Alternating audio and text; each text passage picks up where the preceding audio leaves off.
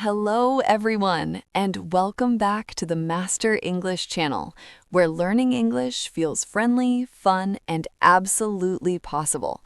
I'm Sarah. And I'm Kevin. So good to be here with you all today. How are you doing, Sarah? I hope you've had a lovely week. I'm doing wonderful, Kevin. Thank you. I'm just so excited for our little chat today. And you? How is everything with you? Are you ready for some relaxed, fun learning? I'm fantastic, Sarah. I'm always ready for our amazing listeners.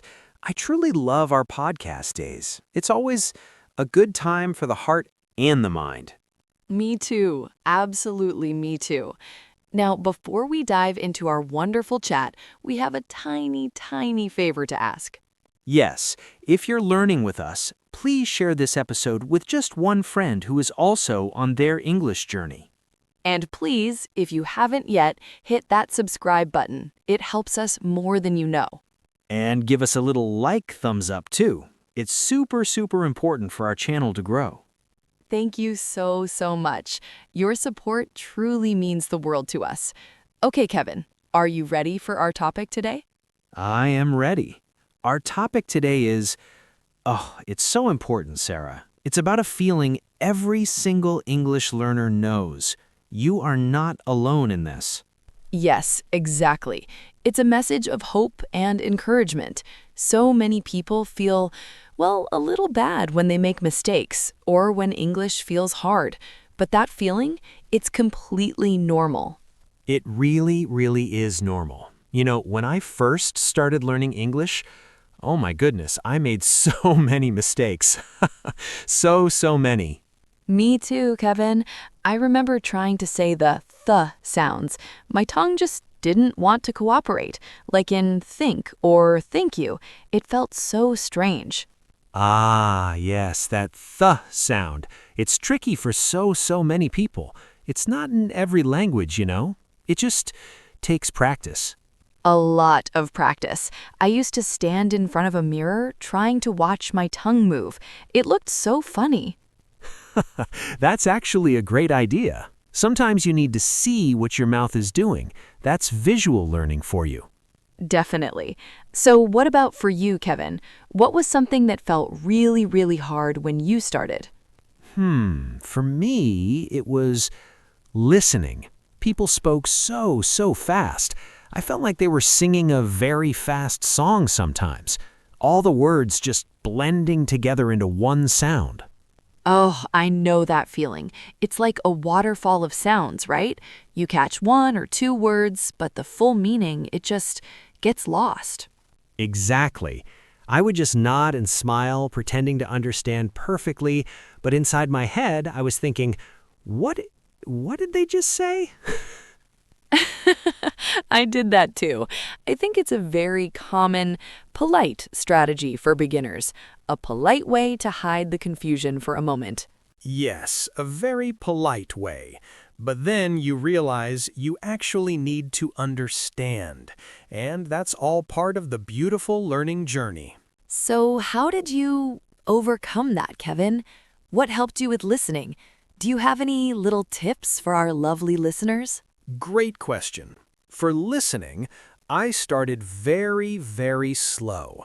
I listened to simple children's songs and very easy, slow stories. That is a fantastic tip.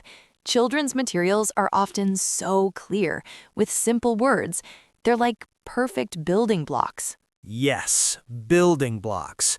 And I also watched movies and shows with subtitles. First, with subtitles in my own language. Oh, that's clever. So you understand the story first, then you can focus just on the English sounds. Yes. And then the next time, I'd watch with English subtitles. It helps your brain connect the sound you hear to the word you see. It's like reading and listening at the same time. Wonderful advice, Kevin. So for listening, start simple, slow, and use subtitles as your helpful friends. Got it. Now, what about speaking? Many of our listeners feel shy to speak. They worry so much about making mistakes. Speaking, that's a big one. My biggest struggle was just opening my mouth. I was so scared to make a mistake. Yes, the fear of the mistake. It stops so many wonderful people. They think they need to be perfect. But nobody is perfect, not even native speakers. We all make little mistakes. It's just part of being human, you know? That is so true, Kevin. Mistakes are just little opportunities to learn. They kindly show you where you can improve next. Exactly. So for speaking, my number one tip is to just speak. Don't wait for a perfect moment. Just start talking. But to whom, Kevin? Some people don't have English friends or a teacher nearby. Ah, good point. You can talk to yourself. Yes, really. Just describe what you see around you. The cup is white. The sky is blue. It feels funny, but it works. It does make sense. It's practicing your own thoughts in English. Or you can record a little voice memo on your phone. Just talk about your day for 1 minute, then listen back. Oh, that's smart. Then you can hear your own voice and think, maybe I can say that word a little clearer next time. Yes, and there are also kind people online for language exchange, like a speaking pen pal. You can help each other. And remember, when you speak, don't worry about being perfect. Just try to share your message. Communication is the beautiful goal, not perfection. And don't forget to smile while you try. A smile helps everything. What about vocabulary, Sarah? Many people feel they just don't know enough words. Oh, vocabulary. It can feel overwhelming, can't it?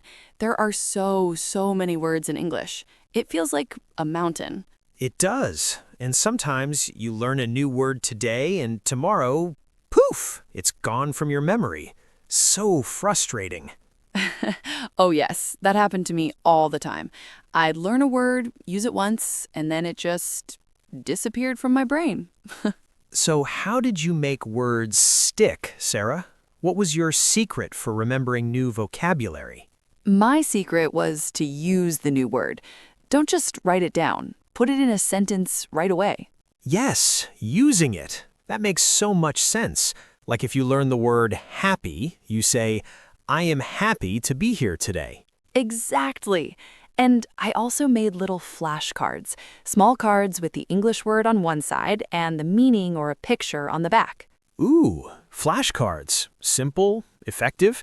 You can carry them in your pocket and look at them anytime. Yes, I looked at them many times during the day. Repetition, it's like a friendly key for your memory. Repetition is so important. And context, too. Try to learn the word inside a little sentence, not all alone. Yes, a word living in a sentence is much easier to remember. You see how it works with other words. So for vocabulary, use new words, make simple flashcards, learn in sentences. Great, simple tips. Now, what about grammar, Sarah? That's a big one for many learners. All those rules. Oh, grammar. It can seem like a big, confusing monster sometimes. So many rules and then so many exceptions to the rules. Yes, like verb tenses, present simple, present continuous, past, future. It goes on and on. It can be a lot. My brain felt like it was going to overflow sometimes, trying to remember everything. Mine too. And then you use a rule and someone says, well, that's an exception, actually. Yes, English loves its little exceptions. So how did you handle grammar, Kevin? Did you just try to memorize every single rule? Oh, no, that's impossible. I tried not to focus too much on memorizing every rule. I focused on understanding the main idea, like what is the past simple for, to talk about finished actions. Understanding the main idea. That's a wonderful approach.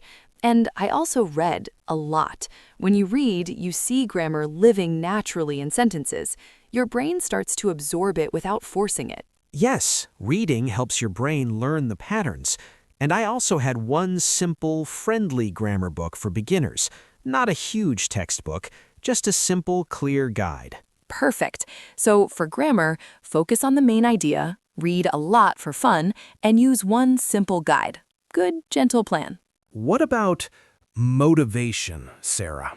Sometimes learning feels hard, and people lose their happy motivation. Oh, motivation. That is a huge, huge challenge. Some days you just don't feel like opening the book, right? Absolutely. Some days I just wanted to give up. It felt like I wasn't moving forward at all, like I was stuck. Me too. I felt like I was a bicycle with flat tires, just pushing but not going anywhere. Huh, a perfect picture. So, what did you do on those days, Sarah, when you felt like giving up? I remembered my why. Why did I start learning English in the first place? What was my beautiful dream?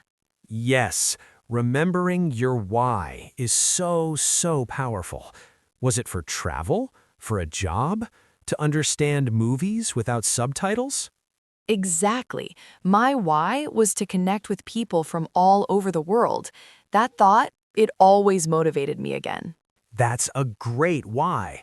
It gives you a clear, warm purpose. And I also set very small goals. Oh, small goals. Brilliant.